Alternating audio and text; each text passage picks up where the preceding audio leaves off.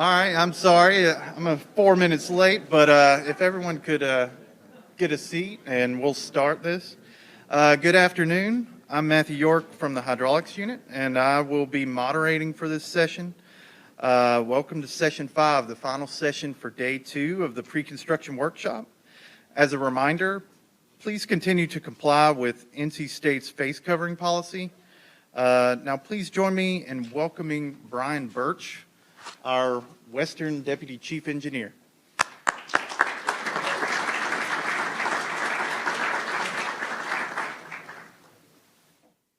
Good afternoon.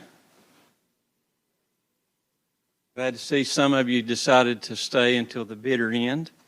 I'm usually not one of those, but Joey Hopkins couldn't be here today, and so I got nominated to stand in his place to talk about complete streets. And so the topics we'll look at today are the evolution of complete streets in North Carolina, and that's kind of what I'll be covering today.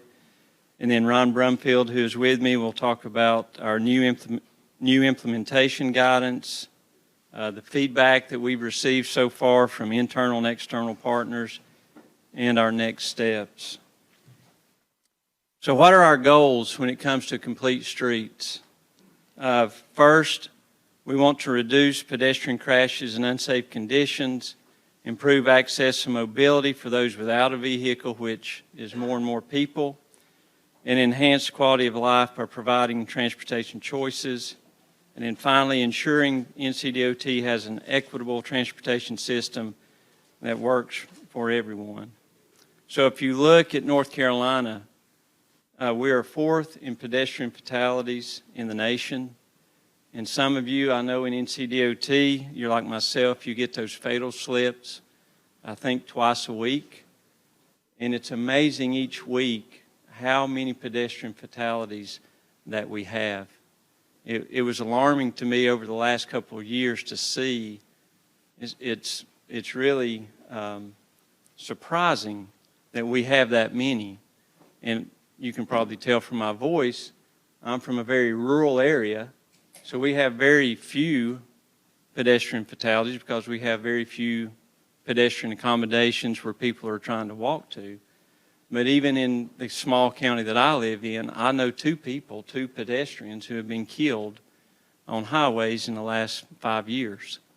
So it's a trend that's going up that certainly we would like to see corrected.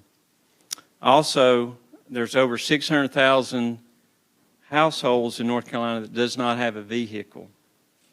And there's likely 1 million or more with limited vehicle access. So and you see that trend. I grew up in a time when you were turning 16, you wanted your license, you wanted a car, you wanted that freedom. And in the generation that are my daughter's age and they're in their 20s, those people, they don't have the same desire to drive a vehicle like I did. Now, I was fortunate. I instilled it in my daughters. You want a vehicle because you want to get away from me as quickly as possible. and they've bought that. But you just don't see that in this next generation. Also, 70% of North Carolinians that were surveyed said they would walk or bike more if safe bicycle and pedestrian networks were available. So if the options were there, they would use it. Another statistic, people of color are 3 times more likely to live in a household without a car. Over 60% of transit riders in North Carolina are people of color compared to 30% of our population. And then finally, 55% of pedestrians involved in crashes in North Carolina are people of color compared to 30% of the population. I mean, those are staggering statistics to me. Those are alarming statistics. Something that certainly the state as a whole, the North Carolina DOT, we need to do our part to address. So when it comes to complete streets, here's the progression of complete streets, and I'm not sure how it's going. But you can see how relatively new complete streets policies are in our nation. I recall when I guess we first had the one in NCDOT back in the early 2000s. And that seems like just a short time ago to me, but then I realized there's probably engineers in the room that were toddlers back when we did that. Garrett, did you raise your hand, Garrett? I thought you did. So you can see that here, that these policies, they will help us to drive those decisions, to reduce those issues and those statistics that I showed you earlier. And I think it's gone through this at least once. So how did we evolve in North Carolina? So we were the first state to establish a bicycle program. That's something we've been proud of. That was in 1974. I was riding a tricycle back then. But still, that's not too many years ago, 50 years ago. We adopted our Complete Streets policy in 2009. Again, that doesn't seem like a long time ago. I was in maintenance at the time. And I can recall when it came out, it was essentially a single sheet of paper. And it was not something that really concerned me, being on the maintenance side of the house. But certainly today, it should be concerning to all of us, whether we're in maintenance, construction, or project development, because there is a role for all of us as we implement, construct, maintain these complete streets. The board, we updated our Complete Streets policy in 2019. I think it was August of 2019. And I can recall, as I read that day in my office, I said to myself, and some may disagree, but I said, man, this is a game changer for the people in North Carolina, and certainly it's a very drastic change to the people in NCDOT. The amount of funding that we were going to put forward to implement complete streets, and then also the maintenance responsibilities that were in that initial policy. Of course, that's been updated a couple of times, even in the early 2020. I think it was April we updated it, and then again maybe later that year. But that policy in 2019, it rescinded and replaced previous policies and guidelines. It integrated into IPD, used the roadway design manual and atlas, and it's continuing to grow. It's a work in progress, and will likely continue and always be a work in progress as we in North Carolina try to meet the needs of our citizens, what they need, what in some respects they're going to demand of us as a department and as an industry. Then we had the bike ped, the merger with public transit to become the Integrated Mobility Division. That occurred in 2019 until today. And then the release of the updated methodology for Complete Streets Review, which came out just a few weeks ago. And that's something that we're working towards. We've got a core technical review team. We've got other people that are part of a broader group of individuals looking at it. We tried to get a broad perspective, people from the east, people from the west, as far as division personnel, urban divisions, rural division, construction engineers, maintenance engineers, so that whenever we come out with these guidelines and get them finalized, they're going to meet the needs across the state. It's not just going to be tailored to the urban divisions and not leave out the rural or vice versa. It's going to be something that we can all use. But we know that there's going to be challenges with that. There has been, as long as we've been attempting to do complete streets, there's been challenges. Inconsistent implementation across divisions. I know urban divisions do it different than rural divisions. Probably each division has their own little tweaks and nuances that they do. Coming from Division 14, if it was in a CTP, we tried to do it. If it was something that the local government asked us to do, we wanted to do that. That was something that we aspired to do. But I'm sure not all divisions had that same mentality, and certainly I'm not saying that Division 14 was right in doing that, but that was just the way that we operated. When we went to this division-managed projects, it gave more influence to MPOs, RPOs, your local governments, and your partners, and so we tried to listen to that and tried to help them get what they told us they needed.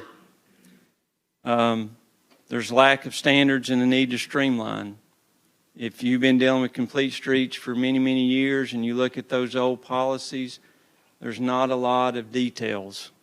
It's a lot of just thoughts and this would be good and you need to consider, but it doesn't tell you what requires it. Does it have to be in a CTP? Does there have to be a demand for it now? What do you look at? Or is it just you're working with that local government, that RPO, that MPO to say, well, we think this would be nice to have. It'd be a good amenity. So a lack of standards and need to streamline. Policy gaps in key areas, the maintenance, that's probably the biggest one that I see. You know, I'm not real concerned about constructing complete streets and the bicycle accommodations or sidewalks if there's a demand there. But then who's going to maintain that? That puts more of a burden on NCDOT. Even if you look back at our old bicycle policy from 2009, it says that we're going to maintain a bike facility at the same rate we do the roadway or the travel lanes. So what is a bicycle facility? If you read that policy, it mentions paved shoulders.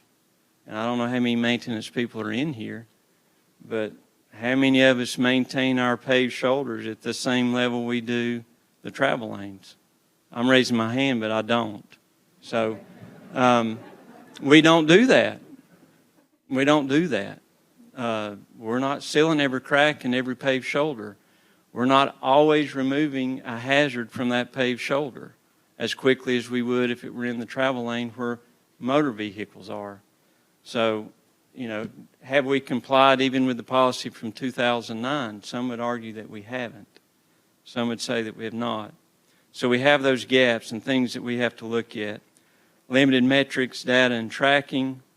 Certainly, data is kind of the buzzword. We're trying to get more and more information, understanding more and more what we have out there, and something that we need to follow up on. And then the need for enhanced training. Again, when Complete Streets came out in the earlier 2000s, I remember seeing it, I remember reading it, but I can't say that I remember a lot of training or any training on Complete Streets. I can remember context-sensitive design training.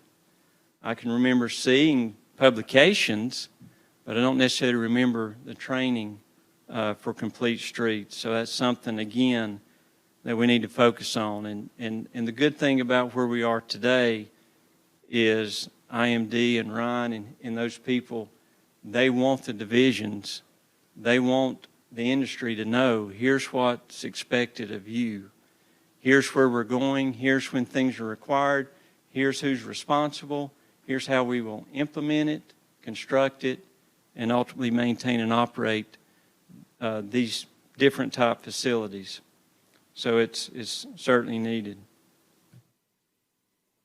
And here's our timeline. Of course, we started back last summer with the, well, it didn't show it. There it comes. Started back last summer developing methodology and the core technical team reviewing it. In the fall, we sent it out for some feedback from the divisions, the 14 divisions. Got some great feedback. Came back as a core technical team, looked over those questions, concerns, comments, tried to make some adjustments, updated the guidance, sent it out to our partners, the MPOs, the RPOs, TPD, and asked for their comments, and certainly started receiving comments from them about maybe some of the things that had been tweaked in the guidance based on what the policy had originally said back in August 2019. we've taken that feedback, and then just in the last few weeks, I think we've had 3 meetings maybe this month, Ron, to go back through those comments, start addressing those, starting to talk about, here's why we've made the decisions that we've made. How can we make this better? What do we need to do to tweak it to get it right for everyone? And then this spring we'll continue to do some training, gathering data, and monitor the implementation of this guidance. And then in the summer, hopefully by then, we can monitor the implementation, identify next steps, see what's working, and things that maybe we need to adjust. And with that, I will turn it over to Ryan, and he can kind of get into these changes, this guidance, in a little more detail.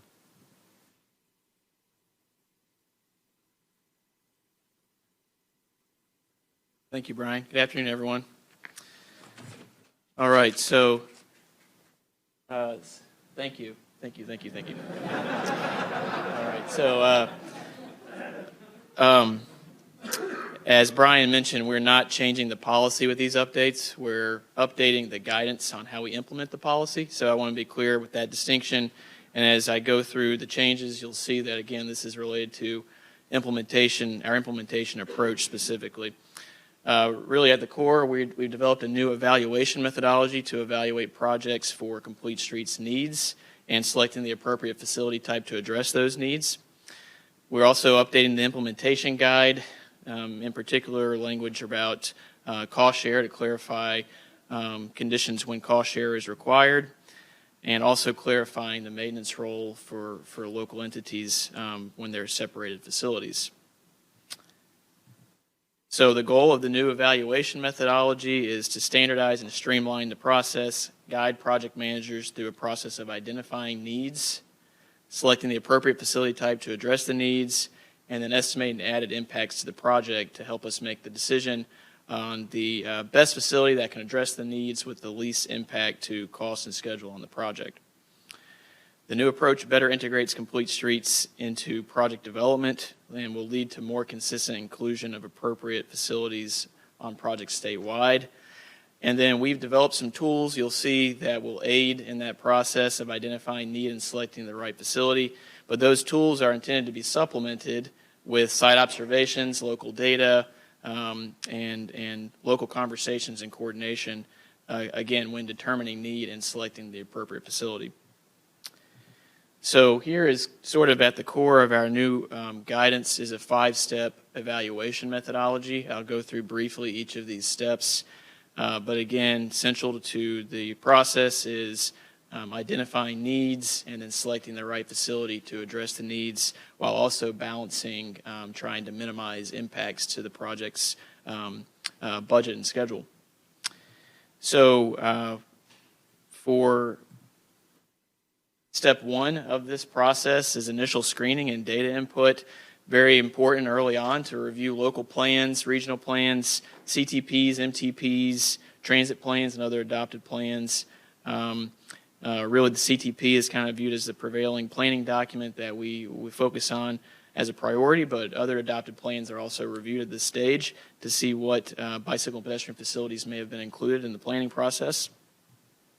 Also reviewing network connectivity and gap analysis to see what facilities may exist near the facility that's being constructed to see if that is a point or a warrant for considering additional connections. Compiling existing and anticipated conditions data on the project, including safety data and vehicular volume data and other different resources to understand the context of the project. And then at this stage also, there are certain project types, for instance, a maintenance project or an interstate project that may warrant a different type of analysis. And we're developing separate guidance specifically for maintenance projects that will be released later this year that would follow a slightly different evaluation process. But this is intended primarily for our core roadway projects where there's an opportunity to consider needs and build facilities to address those needs on that project.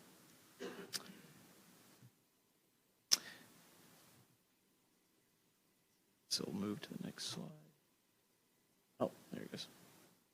So step 2 is need determination, and this is essentially identifying the demand on the facility for pedestrians and bicycles to use the facility. We've developed a tool, a demand estimation map here on the right, and I'll just do a quick walk through here, a screenshot of using this tool, but essentially it combines population density, employment density, and zero vehicle household density to estimate pedestrian and bicycle demand on the project. And you can search for the tip number. It zooms into the project area and shows the category of demand for that project area. 4 categories: no demand, low, medium, and high. And the guidance explains the different thresholds used to determine the category. So this is a tool, again, to emphasize, this is a tool to help project managers as a starting point to understand pedestrian and bike demand, especially in lieu of having any other information.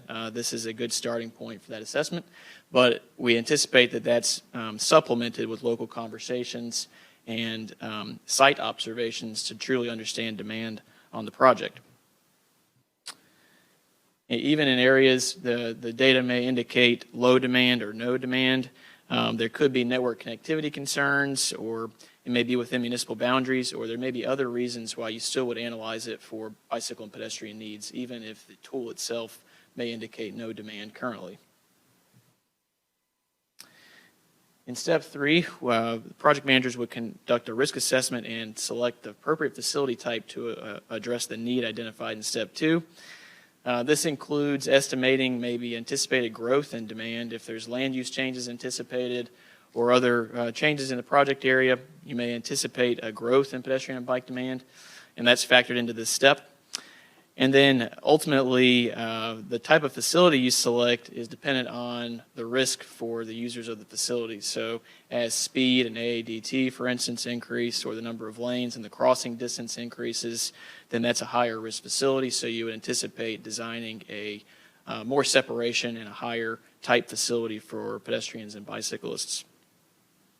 Also in this step, you would consider other design elements like connections to transit, intersection crossings or mid-block crossings as part of the overall facility scoping and design.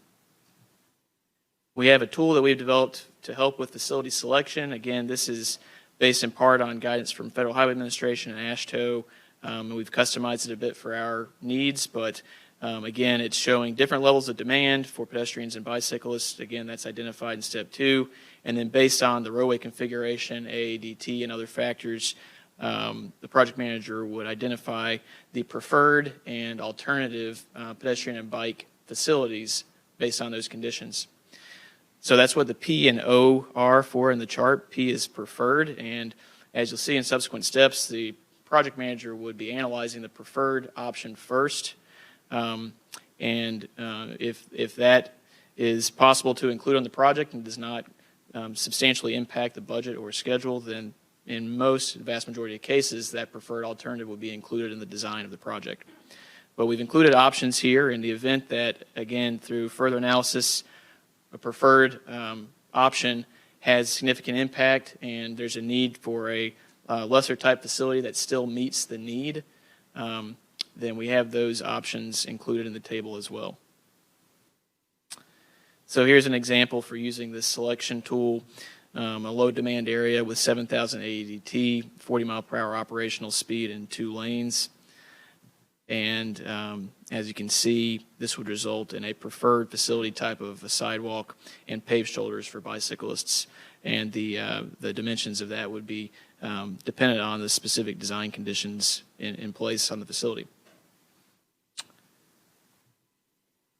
And then again, as the project manager goes through analyzing that preferred option, if for some reason this is in an area where there's substantial right-of-way acquisition needs to build a sidewalk, there may be a consideration of reviewing an optional facility, which may be a wider paved shoulder that could accommodate bicyclists and pedestrians. But we anticipate in the vast majority of cases in most of our state, right-of-way acquisition not being a concern, and so the preferred option would be included on the project. In step 4, the project manager would conduct an impact assessment. And so part of the reason and the challenge with implementing complete streets is a perception and possibly a reality in some divisions that adding these enhancements on projects, oftentimes at the end of project development, so sort of late in the game, adds a cost to the project that's difficult for NCDOT to absorb.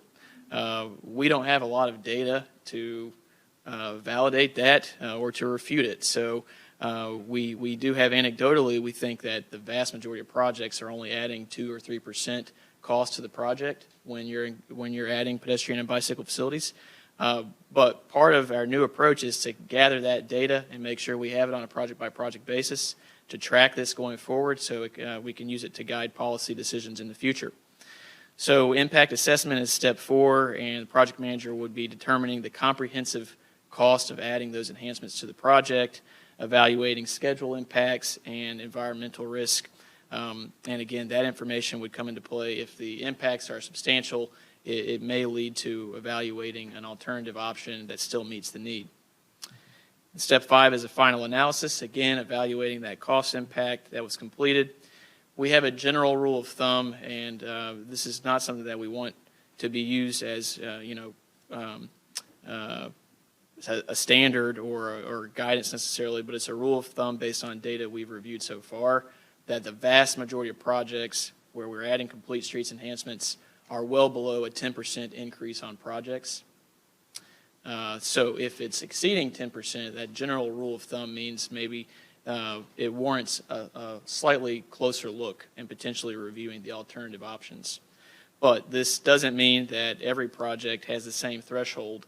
Bridge projects with a much longer life, you would anticipate that maybe it's a higher percentage cost increase, and that's valid because it's a long lifespan for the project, and if we don't include those facilities now, it will be many years before we have the chance to do that. So this is an area that we have ongoing conversations. We're developing work groups to make sure we collect this data, analyze it, and develop more standards and guidance around cost impacts and how that can guide decision-making on these projects.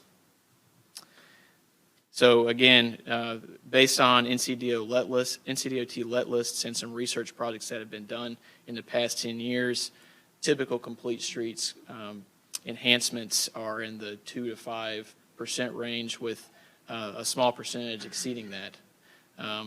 But again, this is an area that we need more data on to verify.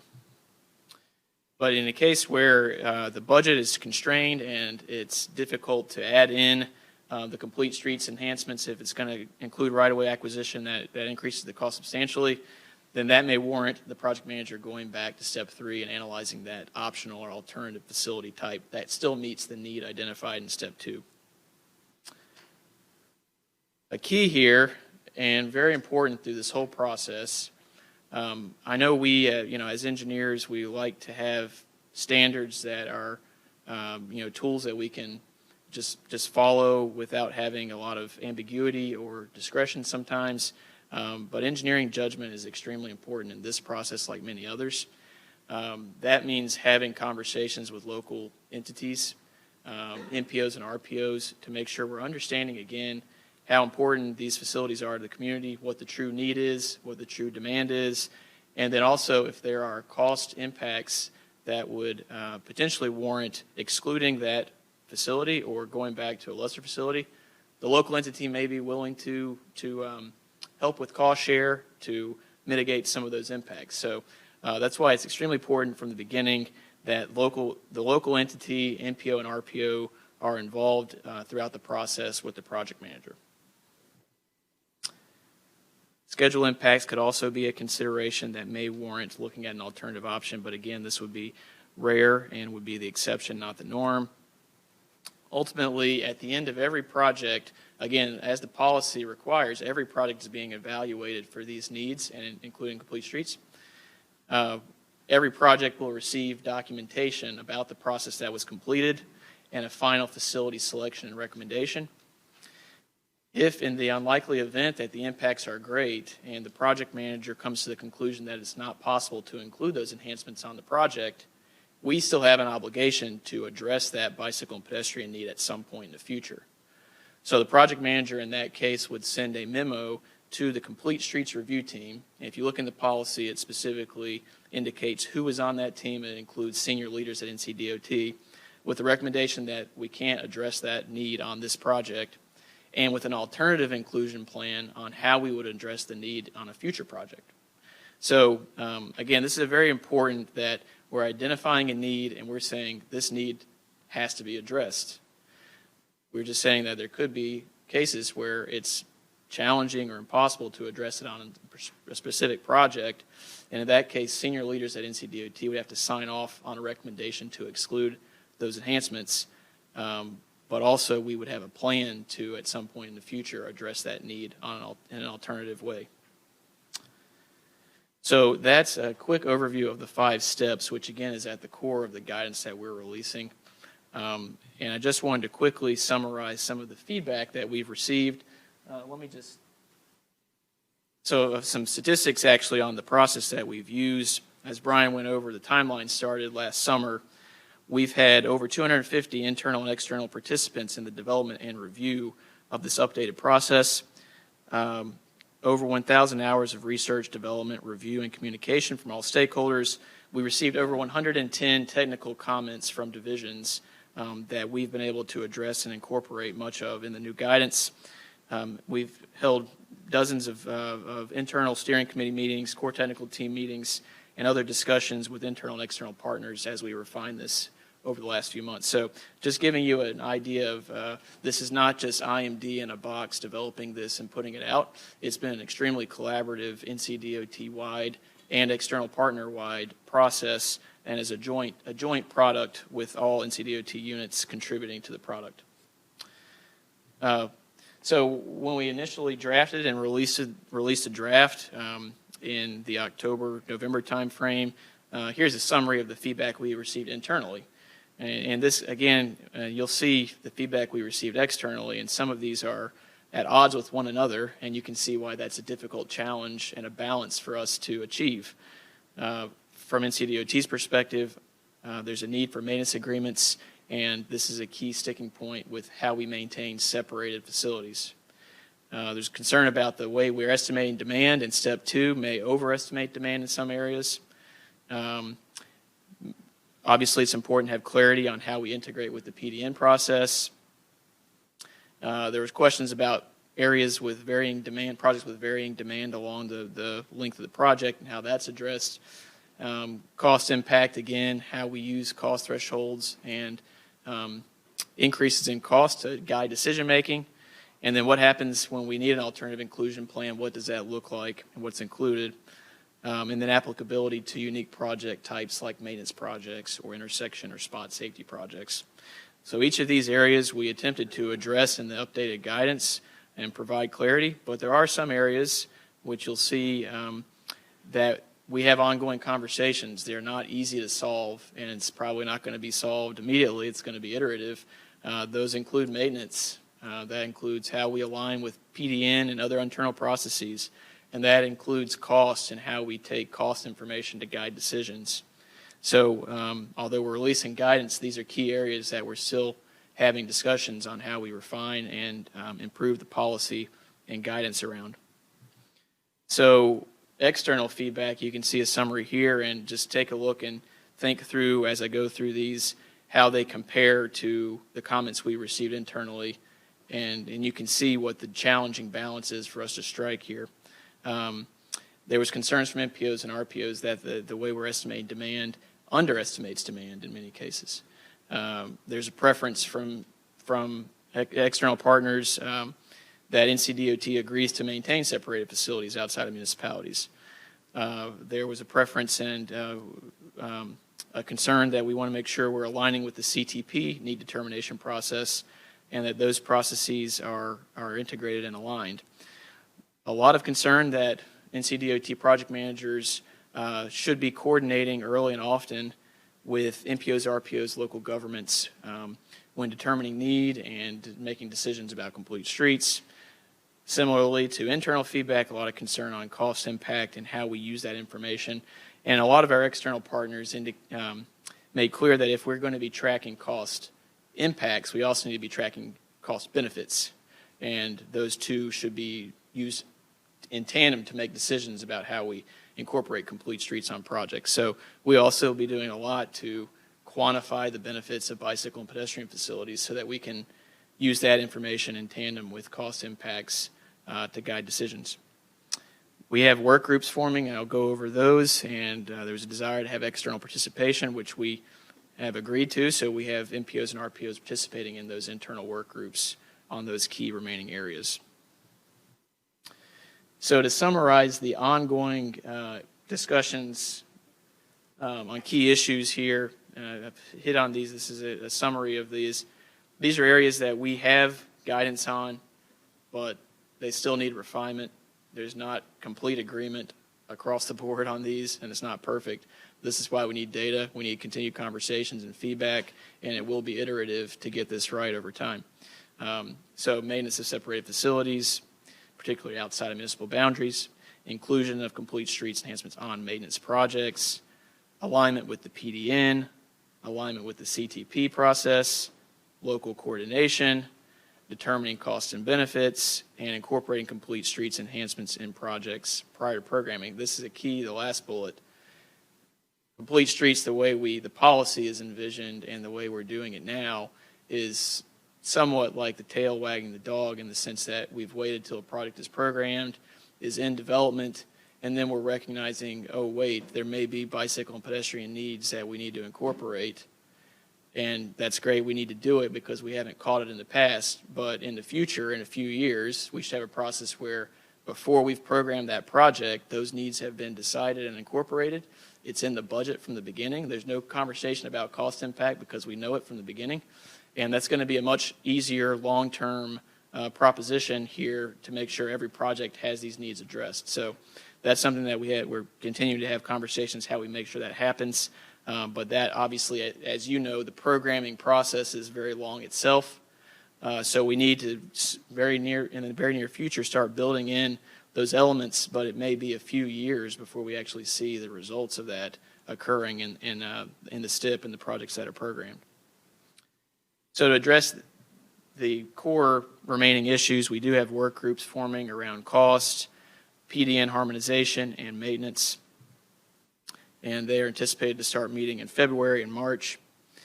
And the recommendations from those groups will be incorporated in future updates to the Complete Streets guidance. In terms of how we're reviewing projects for Complete Streets needs, the way it has worked since the policy was revised and adopted in 2019, project managers are submitting those projects to IMD, and we're doing all the scoping and making recommendations. Project managers are doing their own scoping. They're consulting with us on every project, and we're usually providing a memo of some sort with recommendations for what should be included. In the short term, we're continuing that process, but we're also equipping the project managers with the same information that we have. So there's no ambiguity about how we're completing the review because they have all the documents that we're using as well. Long term, the goal is to transition so that the divisions themselves, the project managers, are doing this review and just coming to IMD for advice and technical assistance, and we're serving as program managers, quality assurance, quality control, but the divisions, if this is fully integrated into NCDOT's processes, the project managers in the division should be as familiar with the bicycle and pedestrian design needs as we would be, and they can incorporate those through their normal project development process. So we have currently a process to submit projects through a Smartsheet review portal that eventually we hope to migrate in within Atlas. We have a dashboard that we use to track projects here where we categorize the types of recommendations we're making. But this is the approach that we use now for divisions to submit projects to us for review. And again, like I said, we have some tools to help in the basically checklists to help guide us through the review assessment process. And then we're tracking, again, data being so important here. The Smartsheet, we have dashboards that we use to track the categories of recommendations that are being made. And project managers in the future will be able to review that dashboard to see the status of your project that's submitted to us for review.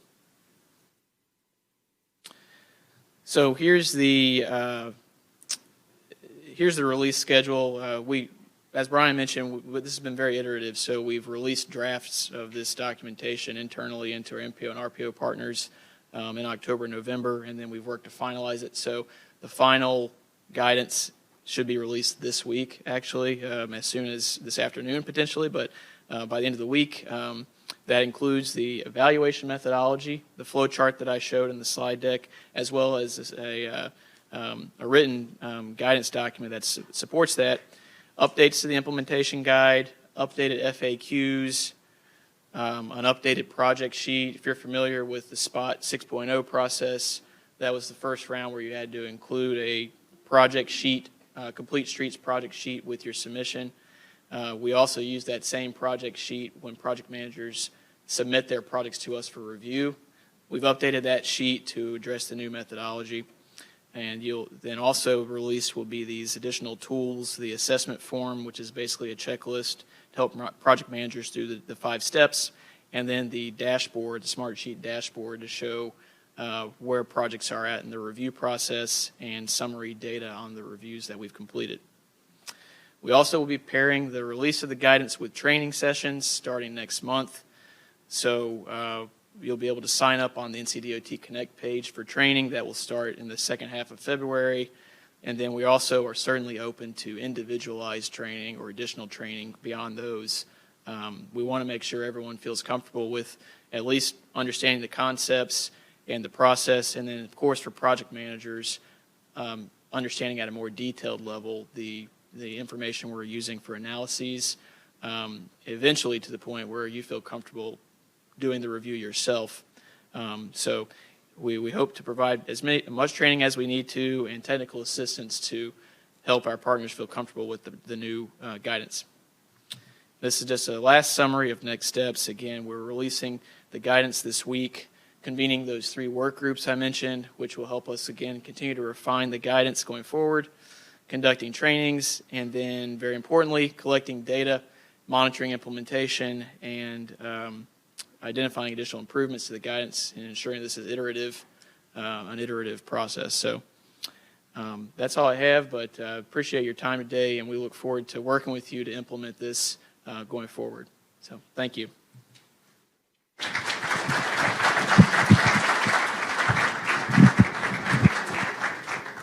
Well, we have about 15 minutes till the end of the session. Do we have any questions? All right. Are you stretching? I wish I was stretching. Just had a few questions here. The general rule has been pedestrian features planned in the current CTP and or BPP would be 100% the expense of NCDOT, and everything else would be at the expense of the municipalities or shared. Is this consistent across all divisions, municipalities, on all projects, or completely incorrect? I got a couple more. I think, so let me state it back. So the policy within the implementation guidance is that if it's in a planning document like a CTP, and we have verified the need through this evaluation process, NCDOT pays for 100% of the cost. And the evaluation. So it's only if the evaluation proves what the CTP. Right. So a key distinction here, and this has been a point of confusion, I think, is that it can't just be in a CTP. It would be in a CTP and a need is verified through the evaluation process, and then NCDOT agrees to pay the cost. So that is a key distinction. But we hope that this process, in many cases, most cases, the need would be verified that's in the CTP. So that leads me to my next question. Okay. So let's say the municipality is requesting a feature that is not in their CTP or BPP, but they're requesting this feature. Do we still go through that evaluation process? And if so, if it's proven that this is a feature that would be useful for them, do we still pay 100% of that cost? Or does it have to be both? Yeah, that's a good question. The way the guidance is now, it would typically need to be both. But understanding that the planning process, obviously, you can't just turn on a dime and add something. So there's some flexibility here. But the general rule of thumb is that if through the evaluation process a need is identified and it's not in a planning document, then there is a cost share. Okay. So it would be cost shared, even if it's proven at that point that is a feature that they need, it'll still be cost shared at that point. Yes. Pedestrian and bicycle demand and facility selection tools appear very useful. It looks very good. I believe Dr. Hummer hosted a pedestrian workshop back in 2019, and it looked very familiar to some of the tools that were used during that workshop. But is this something that do they supersede, confirm, or just accommodate? Is it just like a tool just to go through the evaluation process? Is that just strictly for the evaluation process, or You mean specifically the tool itself? the or- tools, yeah, that are used, or just something that just to accommodate the process? Yeah, I think it's just a tool to aid in determining need and demand. And so it's not, we hope that it's supplementary to local conversations and data, but it's not supposed to be used in a vacuum by itself without those other pieces. Next one was already answered. Is the complete streets determination or evaluation sheet, is it meant to be a part of the municipal agreement? Is that something that is meant to be a part of the agreement between us and the municipality? I'm sorry. Is the complete streets evaluation form, is it meant to be something a part of the municipal agreement between us and the municipality? And when you say municipal agreement, for what would be the purpose of the agreement? For maintenance or for? Maintenance or cost sharing? Oh, cost sharing, okay. Yeah. I don't know that we've determined that it needs to be part of the agreement necessarily, but certainly the recommendations of the process would lead to decision on how the agreement is structured and what's included. Okay. And this is the last one, I promise. It says, you said that, you mentioned in there that over 10% would be greater scrutiny. Well, is there a threshold where we will say, no, we can't do that? Yeah, so this is a point that we're still clarifying. We don't have a threshold that says, no, we can't do that. And in fact, if we determine that there's a need, we need to address the need. Even if it's a 100% increase, I'm not saying that we're going to do it on that project. If that's determined, we may have to we might not be able to do it on that project. But we would say the need needs to be addressed in some way. And so if it's not that project, we would have an alternative inclusion plan to address it on a future project or a parallel facility. But if the need is determined to be there, then we have an obligation to address the need. It's just a matter of how we go about doing that. That's going to vary project by project.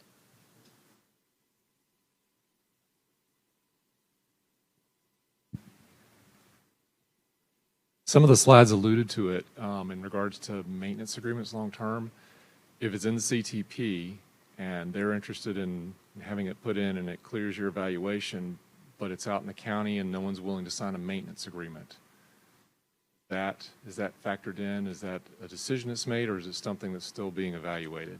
Yeah, that's a great question. It is something that's still being evaluated, specifically how we address that. The implementation guidance, the way we have written it and what's going to be released this week, indicates that our preferred starting point is to always have a maintenance agreement in place with a local entity, a county or a municipality. And actually, by administrative code, we're required within the municipal boundaries for the municipality to maintain the facility. But those unique cases, like you mentioned, outside of municipal boundaries in the county, that's the one that we're still discussing, where there may be exceptions to our requirement for a maintenance agreement or reasons why it may warrant NCDOT taking on that responsibility. So more to come on that, but our starting point is always the preference is to have a maintenance agreement in all cases, and then in unique cases, we're still working through what that might be. Question in regards to the application of this for controlled maintenance facilities and partial control maintenance facilities.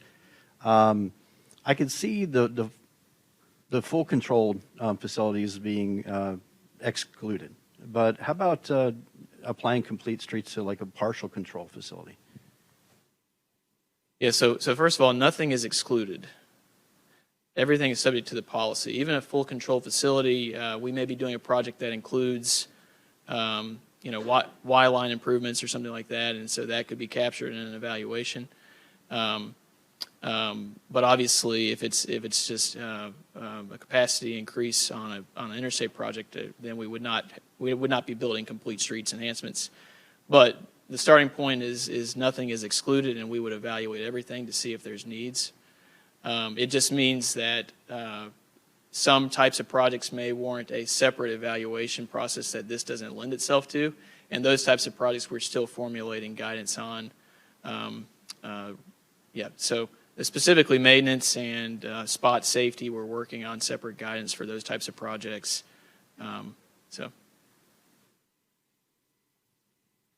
Some of the NCDOT projects have come out of the temporary suspension and are on move forward list, going into final design. So if a bike facility wasn't part of the original scope or plan and just got added by the municipality in their CTP, how do we address that? Can you repeat the last part? So you said if it's added after the initial design? If it became part of the CTP, like recently, how do we address that? So some of it depends on where what stage the project is in. Every project after 2019 that did not have a NEPA document completed is subject to the policy. So hopefully the project received some evaluation under the policy before getting to a certain point in design. It just depends on where it's at in the project. But the way it should work is before they get to preliminary engineering being completed in the early stages of the PDN process, this evaluation would be occurring. And so any determination would be made early on. There may be some unique cases where, because the policy is fairly new, there may be some projects that got through without implementing the policy, but hopefully that's a rare exception. Hey, Ryan. For projects where you may have a facility that may be identified after the review has been done or after the CTP has been done, maybe it came up in public involvement, maybe it came up just as a need that was identified late. How do you address that, and how do you address that? Do you have another review, or how do you address that altogether? Sure, and any of the division engineers or project managers in the room probably are more familiar with the steps and can help with some of the logistics. But the evaluation should occur, and that should be captured. If it's not, then I think that just warrants sort of case by case coordination with the division. And I think the divisions are certainly interested in making sure all needs are addressed. So it just warrants a conversation with your project manager in the division to determine the best approach.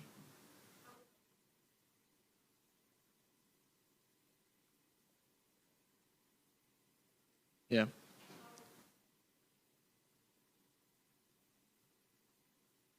And it's in a CTP or it's in a plan.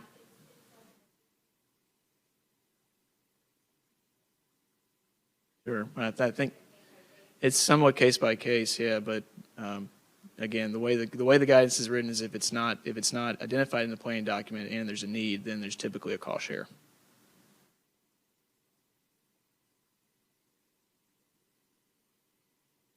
Is there anyone else?